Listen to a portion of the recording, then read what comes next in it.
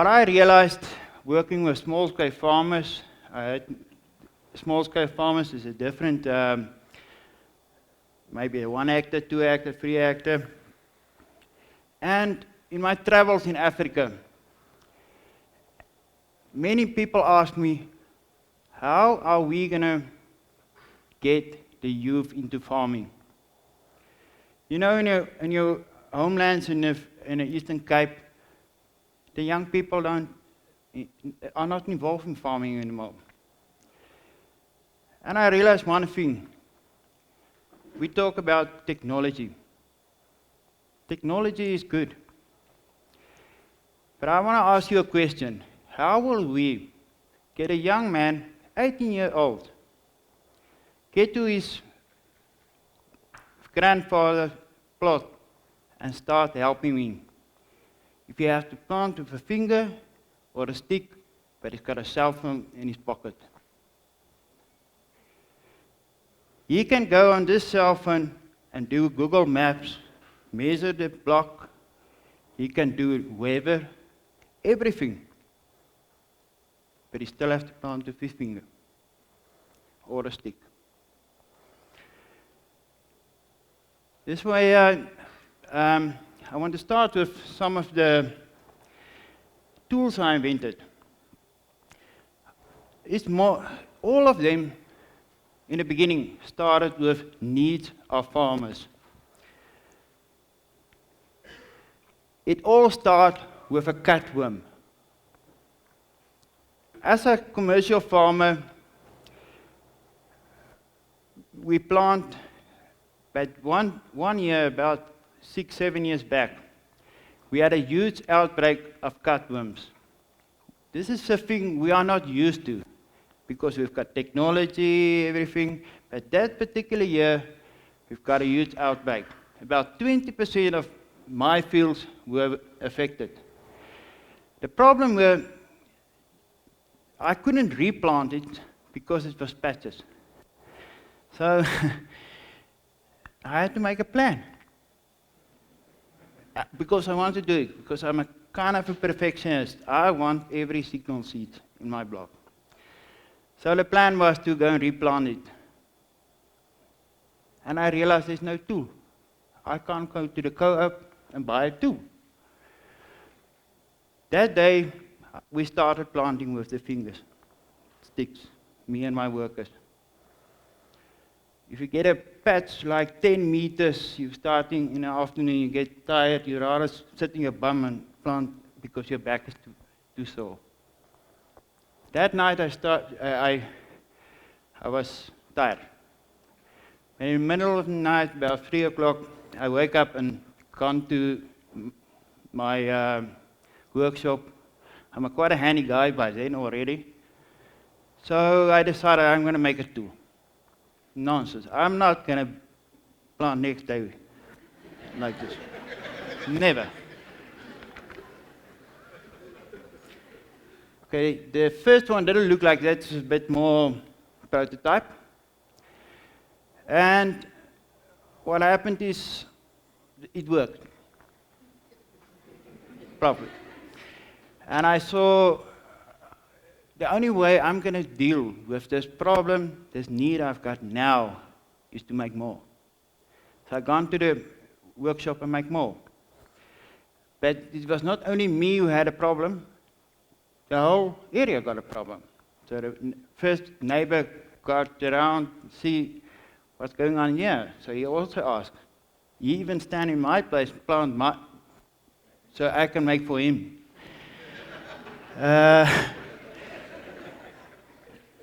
But we all, end of the season, we done a job.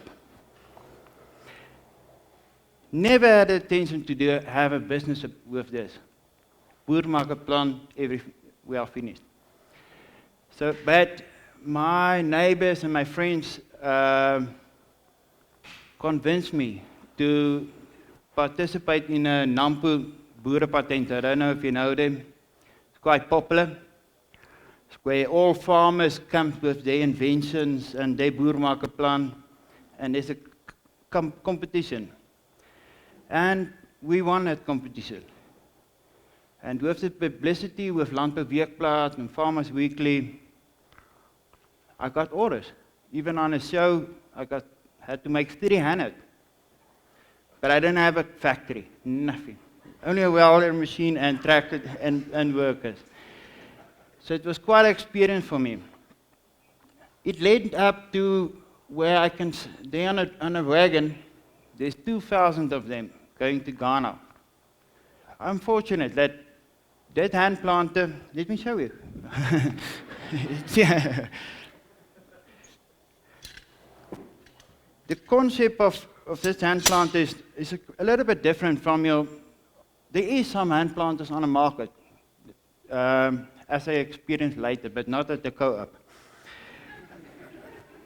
What I done with this one is, it's got a shaft here, so it penetrates the seed down to the, into the wet soil, and then it germinates immediately. What happened in practice is that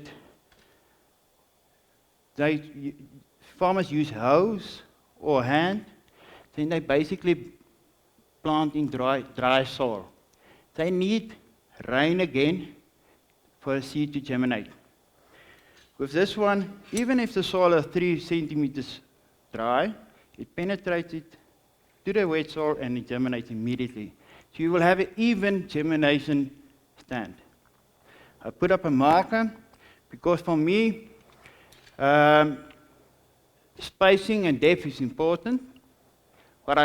I'll get to that, but what I try to do with my business now is to go and look what works. Even if it's a big John Deere planter, what works? Spacing, depth. And if you know normal expensive planters got pressure wheels at the back, there's a reason for that. To give the seed compaction. If you open up a hole and you put dry soil on it, you give the seed oxygen. The compaction wheels are there to take some oxygen out to germinate immediately. And that's what this one do. Press it down, and it gives it even a better compaction than any planter can give. So it starts immediately germinating in the next few seconds. Farmers give me good feedback, and a lot of commercial farmers use it now to replant. They all got their 10 days. If the problem occurs, they got their tool. But another disaster, heaters. We call it in Afrikaans springersrot. It's a gerbil. It's like if the seed germinates, it's like that soft germinated seed and eat it. We never had problems with this in the old days, when I learned from my father, because we plowed. If you plow, you kill the nest. But with the adoption of no-till conservation farming, we don't plow anymore. Because the gerbil don't like loose soil. So if you plow, you chase him away. But with conservation farmers, there's a reason why I do it, is to keep the soil firm and fertile. So they came in, slowly but surely. So the 1 year, the whole Free State, Western Free State, were infested with it. It was so bad.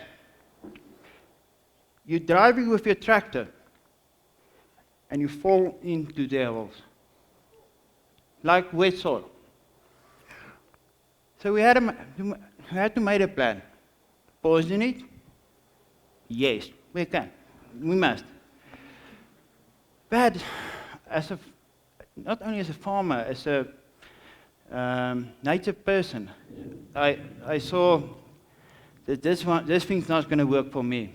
The common practice, the first thing you done was to get a bag or a can and do it with a teaspoon. Put the poison into the holes. Again, back breaking in the morning, 8 o'clock to 9 o'clock, it's doing well.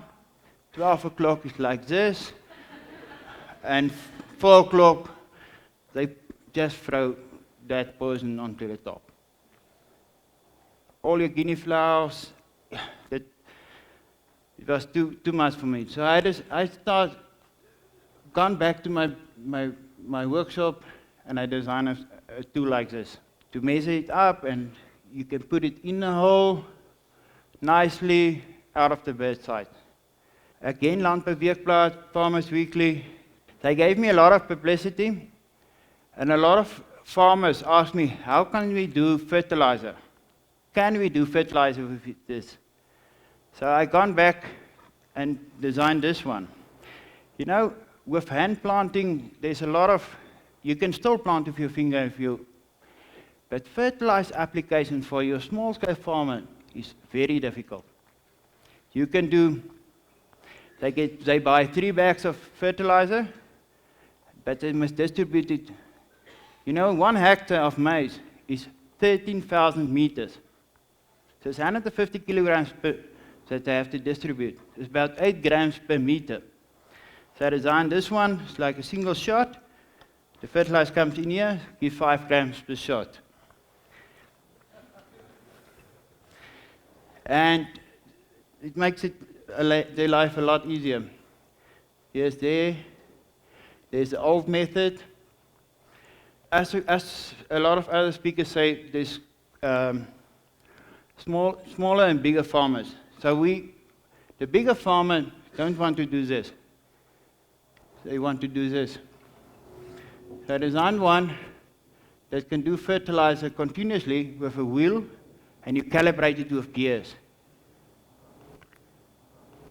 I know fertilizer is not popular today.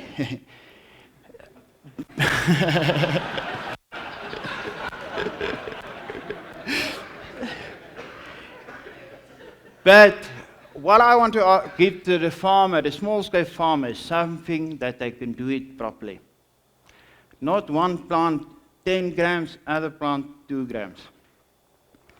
This is one of my inventions, which I'm very proud of. And nowhere in the world there's a proper pumpkin planter pulling by a tractor. No tractor planter, because the seed differs so much and it's flat. So I designed this one. You know, a pumpkin you plant 1 meter apart. So the disc's turning around before that man, going slowly, so it's got enough time to drop the seed and then plant it properly. But with working with farmers, small-scale farmers in Ghana, Lesotho, all over, I saw the need for good planters, ox-drawn planters, hand-pull planters, because all of them are old and you need to replace. There's just another one there. Here's one I made for Gauteng department, planting fodder. Here's in Ghana. You see what I tried to do with this one? Well, a strong planter can either be drawn by an ox or by 2 men, because some don't have ox, but still can draw by 2 men. Here's something in Lesotho for United Nations, which is quite a nice order. But what I've done there is a more heavier ox-drawn planter to do the job. You see,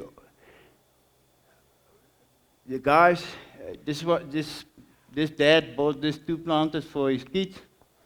Unfortunately, the maize was so lovely, and the cattle break the fence and they destroyed it. It was quite a bad story for me as well. Thank you, ladies and gentlemen.